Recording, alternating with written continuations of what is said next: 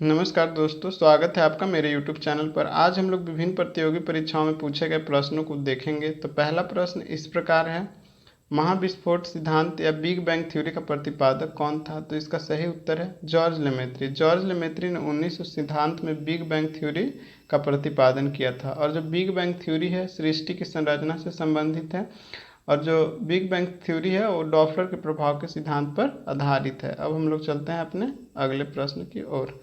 तो अगला प्रश्न है, 1 किलोबाइट कितने बाइट के बराबर होता है? तो इसका सही उत्तर है जो 1 KB होता है वह 1024 बाइट के बराबर होता है, और 1024 KB होता है वह 1 MB के बराबर होता है, मतलब मेगाबाइट के बराबर होता है। और जो 1024 MB होता है वो 1 GB के बराबर होता है, और 1024 GB 1 TB मतलब टेराबाइट के बराबर होता है। इस बात को भी ध्यान में रखेंगे। अब हम लोग चलते हैं अपने अगले प्रश्न की ओर। तो अगला प्रश्न इस प्रकार है, प्लास्टिक के निर्माण में किसका उपयोग किया जाता है? तो प्लास्टिक के निर्माण में एथिलीन का उपयोग किया जाता है। प्लास्टिक एक बहुलक है जो एथिलीन से मिलकर बनता है, इस बात को ध्यान में रखेंगे। अब हम लोग चलते हैं अपने अगले प्रश्न की ओर। तो अगला प्रश्न इस प्रकार है, 7E परियोजना किस क्षेत्र से संबंधित है? तो 7E जो परियोजना है शिक्षा से संबंधित है, और 7E जो शब्द है उसका फुल फॉर्म है sustainable action for transforming human capital index. और यह जो परियोजना है प्राथमिक और माध्यमिक शिक्षा में राज्य को रोल मॉडल बनाने के लिए शुरू किया गया था। और इस परियोजना का देख रेख जो है नीति आयोग करती है, इस बात को भी ध्यान में रखेंगे। अब हम लोग चलते हैं अपने अगले प्रश्न की ओर। तो अगला प्रश्न इस प्रकार है, ऑपरेशन ग्रीन एक सरकारी योजना है, इसका उद्देश्य क्या है? तो इसका सही उत्तर है, इस परियोजना का उद्देश्य टमाटर, आलू, प्याज की फसलों की आपूर्ति में स्थिरता लाए रखना है। और यह जो परियोजना है 2018-19 के बजट सत्र से शुरू किया गया था, और यह 500 करोड़ रुपए की लागत से यह परियोजना की शुरुआत की गई थी। इस बात को भी ध्यान में रखेंगे। अब हम लोग चलते हैं अपने अगले प्रश्न की ओर। तो अगला प्रश्न इस प्रकार है, जोजिला टनल प्रोजेक्ट कहाँ स्थित है? तो जोजिला टनल जो है वह जम्मू और कश्मीर में स्थित है। यह परियोजना 2018 में भारत सरकार द्वारा शुरू की गई थी। इस परियोजना का मुख्य उद्देश्य लद्दाख और कश्मीर को जोड़ना है।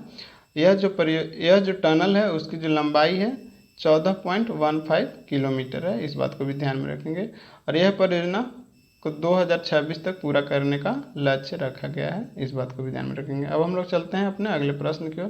तो अगला प्रश्न इस प्रकार है, भारत के सार्वजनिक क्षेत्र के उद्यमों में विनिवेश प्रक्रिया किस वर्ष से प्रारंभ हुई? तो इसका सही उत्तर है 1991। 1991 में भारत में जो विदेशी मुद्रा आना शुरू हुआ था, और उस समय जो सबसे ज़्यादा निवेश किया था वो मॉरिशस ने किया था, इस बात को भी ध्यान में रखेंगे। अब हम लोग चलते हैं अपने अगले प्रश्न की ओर। तो अगला प्रश्न है, 1912 में सिविल सेवाओं के संबंध में रॉयल कमीशन के गठन के समय वायसराय कौन था?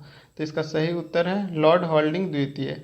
लॉर्ड हॉल्डिंग द्वितीय 1912 में सिविल सेवाओं के संबंध में जो रॉयल कमीशन आया था उस समय वायसराय था। और एक चीज़ और ध्यान में रखेंगे, 1912 में ही जो नई दिल्ली है वो भारत की राजधानी बनाई गई थी। अब हम लोग चलते हैं अपने अगले प्रश्न की ओर। तो अगला प्रश्न इस प्रकार है, OECD organization for economic cooperation and development का मुख्यालय कहाँ स्थित है? तो इसका सही उत्तर है पेरिस। फ्रांस में स्थित जो पेरिस है वहाँ इसका मुख्यालय है। और हम लोग कुछ मुख्यालय से संबंधित प्रश्न देख लेते हैं। तो अगला प्रश्न है, नाटो का मुख्यालय कहाँ है? तो नाटो का जो मुख्यालय है वो ब्रुसेल्स बेल्जियम में स्थित है, इस बात को ध्यान में रखेंगे। और नाटो का जो फुल फॉर्म होता है नॉर्थ एटलांटिक ट्रीटी ऑर्गेनाइजेशन होता है, इस बात को भी ध्यान में रखेंगे। अब हम लोग चलते हैं अपने अगले प्रश्न की ओर। तो अगला प्रश्न इस प्रकार है, महान साहित्यकृत मृच्छकटिकम का लेखक कौन है? तो मृच्छकटिकम के जो लेखक हैं वो क्षुद्रक हैं, इस बात को ध्यान में रखेंगे। और भी कुछ जो पुस्तक उसके लेखक हम लोग देख लेते हैं, जैसे पंचतंत्र के लेखक हैं विष्णु शर्मा। बुद्ध चरित्रम के लेखक जो हैं अश्वघोष है। उसी प्रकार कादम्बरी के जो लेखक है वान भट्ट है। कुमार संभवन कालिदास, इस बात को भी ध्यान में रखेंगे। अब हम लोग चलते हैं अपने अगले प्रश्न की ओर। तो अगला प्रश्न इस प्रकार है, भगवान महावीर का मूल नाम क्या था? तो इसका सही उत्तर है वर्धमान। भगवान महावीर का जो मूल नाम था वो वर्धमान था, और यह 24वें तीर्थंकर थे और अंतिम भी यही थे। जैन धर्म के जो संस्थापक और प्रथम तीर्थंकर थे वो ऋषभदेव थे, इस बात को भी ध्यान में रखेंगे। अब हम लोग चलते हैं अपने अगले प्रश्न की ओर। तो अगला प्रश्न इस प्रकार है, रिपब्लिक पुस्तक के लेखक कौन हैं? तो रिपब्लिक जो पुस्तक है उसके लेखक प्लेटो हैं। हम लोग और कुछ पुस्तक है उसके बारे में भी देख लेते हैं कि उसके लेखक कौन हैं। जैसे वार एंड पीस, तो वार एंड पीस के जो लेखक है वो है लियो टॉल्स्टॉय। और एक और पुस्तक है मदर इंडिया, मदर इंडिया के जो लेखक हैं कैथरीन मेयो हैं, इस बात को भी ध्यान में रखेंगे। अब हम लोग चलते हैं अगले प्रश्न की ओर। तो अगला प्रश्न इस प्रकार है, प्राचीन बौद्ध ग्रंथ का क्या नाम है? तो प्राचीन बौद्ध ग्रंथ है उसका नाम अभिधर्म कोश है। प्राचीन बौद्ध धर्म का जो ग्रंथ है उसे अभिधर्म कोश कहा गया है, इस बात को ध्यान में रखेंगे। और बौद्ध धर्म के जो संस्थापक थे गौतम बुद्ध थे और उन्हें ही लाइट ऑफ एशिया के नाम से भी जाना जाता है।